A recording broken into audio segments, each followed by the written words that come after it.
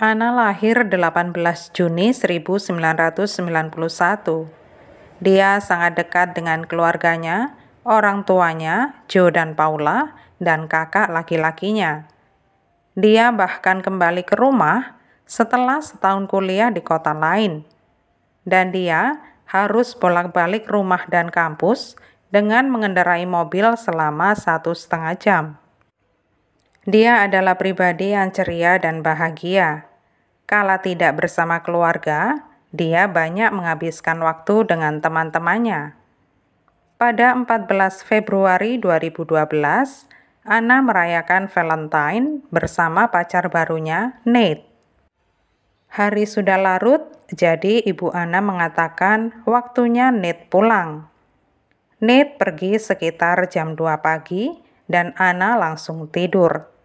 Keesokan paginya, Paula meninggalkan rumah sekitar jam 9 pagi untuk berbelanja ini dan itu. Tidak sampai 1 jam kemudian, dia kembali pulang. Paula melihat mobil Ana tidak ada.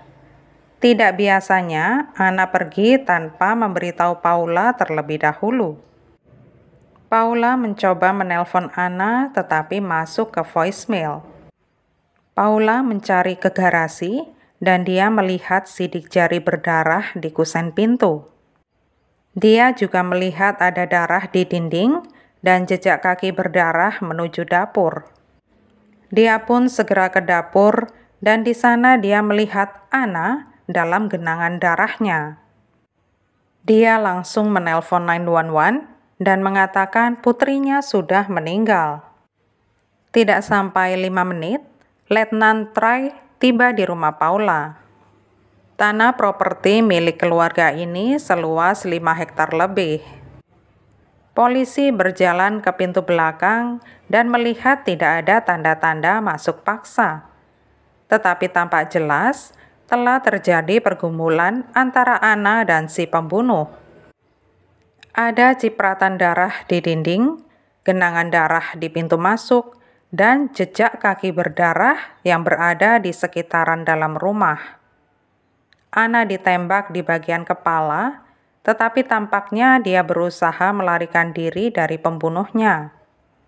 Ana hampir sampai ke pintu garasi, tetapi dia tertangkap dan diseret kembali ke dalam rumah, lalu menuju dapur. Sidik jari berdarah yang ditemukan Paula adalah sidik jari putrinya. Tidak ada senjata pembunuh yang ditemukan di TKP, kecuali pistol di kamar tidur utama. Paula mengklaim itu adalah senjata miliknya yang diwariskan ayahnya kepadanya. Polisi langsung tahu kalau itu bukan senjata pembunuhan. Polisi menemukan beberapa selongsong peluru dari senjata 9 mm. Polisi juga menyisir lahan properti sebesar itu, tetapi tidak ada tanda-tanda apapun. Polisi mengetahui dari keluarga kalau tidak ada barang yang hilang, kecuali Honda milik Ana. Setelah berita kematian Ana tersebar di kota kecil itu, teman-teman Ana berdatangan. Polisi dan keluarga Ana curiga saat satu orang tidak muncul, yaitu Nate, pacar Ana. Dia pun dibawa untuk diinterogasi. Dia mengatakan kepada polisi bahwa dia meninggalkan Ana sekitar jam 2 pagi dan dibangunkan jam 6 pagi oleh ibu tirinya yang mengucapkan selamat ulang tahun kepadanya. Nate pun kembali tidur sampai jam 11 siang dan kemudian pergi ke gym. Sepulangnya dari gym, dia ada di rumah sendirian seharian itu. Sementara menunggu hasil pemeriksaan alibi Nate, polisi kembali ke keluarga Ana untuk mencari tahu apakah Ana pernah bermasalah dengan seseorang.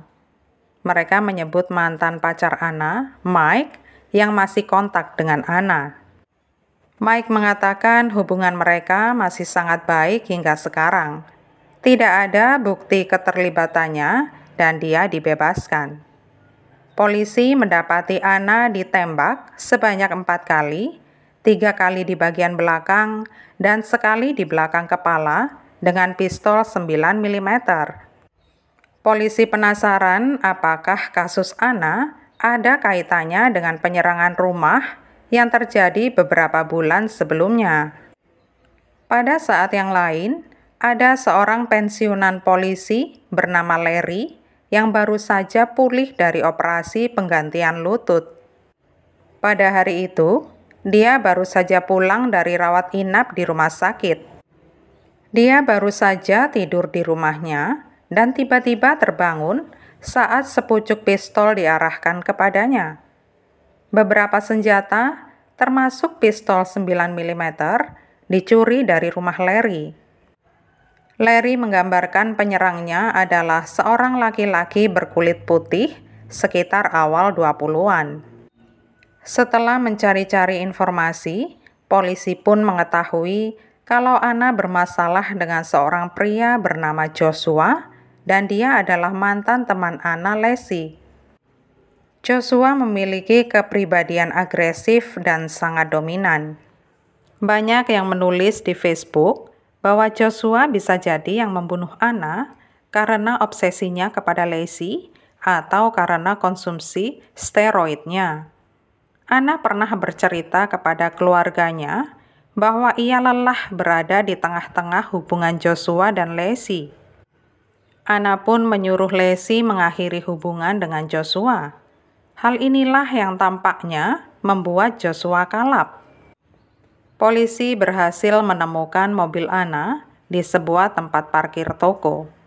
Di dalam mobil, polisi menemukan minuman berenergi dan rokok. Dari ibu Joshua, polisi tahu kalau mamanya menjemput Joshua pada 15 Februari pagi di tempat parkiran yang sama. Polisi juga mendatangi Cody, teman sekamar Joshua. Cody mengatakan dia pernah mengantar Joshua ke area dekat rumah Ana pada pagi hari tanggal 15 Februari. Cody membawa polisi ke area di mana dia menurunkan Joshua. Dari tempat itu, seseorang bisa langsung mengamat-amati jalan masuk rumah Ana karena memang menghadap langsung ke rumah Ana. Polisi tidak tahu apakah Cody tahu atau tidak tentang rencana Joshua hari itu. Cody memberitahu polisi kalau semua orang takut kepada Joshua dan pasti melakukan apapun yang dia minta demi menghindari masalah. Polisi memiliki cukup bukti untuk mendapatkan surat perintah penggeledahan rumah Joshua. Di dalam rumah, polisi mendapati steroid ilegal, uang tunai $20.000 yang sangat aneh karena Joshua saat itu berstatus pengangguran. Mereka juga menemukan pistol yang dicuri dari rumah Larry dan sebuah kartu dari Leslie. Salah satu peluru 9 mm digunakan untuk membunuh Ana. Joshua pun ditangkap dan diinterogasi. Saat dia berjalan menuju ruang interogasi, dia sempat melihat cermin dan meregangkan ototnya. Joshua mengakui bahwa dia dan Cody memang menerobos masuk rumah Larry. Ketika Joshua ditanya kenapa membobol rumah orang, dia hanya menjawab karena suka senjatanya. Obrolan dialihkan pada kematian Ana. Joshua dengan enteng menjawab kalau dia tidak punya masalah dengan Ana. Polisi mengatakan kalau mereka tahu Joshua berada di rumah Ana pada 15 Februari. Joshua mengatakan bahwa dia tidak bisa melupakan Leslie, jadi dia datang dengan maksud berbicara dengan Ana. Menurutnya, saat dirinya berada di dalam rumah, Ana melihat pistol yang dibawanya dan mencoba mengambilnya dari Joshua. Ketika berebut, Joshua mengatakan kalau pistolnya meletus secara tidak sengaja dan mengenai Ana. Padahal, polisi tahu ucapannya tidak sesuai dengan bukti yang ada. Sekalipun Joshua mengecilkan perannya dalam pembunuhan itu, tetap saja dia didakwa melakukan pembunuhan.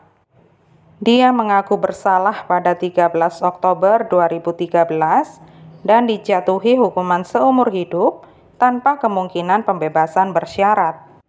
Pada saat itu, Joshua berusia 23 tahun. Joshua mengakui pembunuhan atas Anna setelah penangkapannya, tetapi mengaku tidak bersalah dengan alasan kurang waras pikirannya pada Agustus 2012.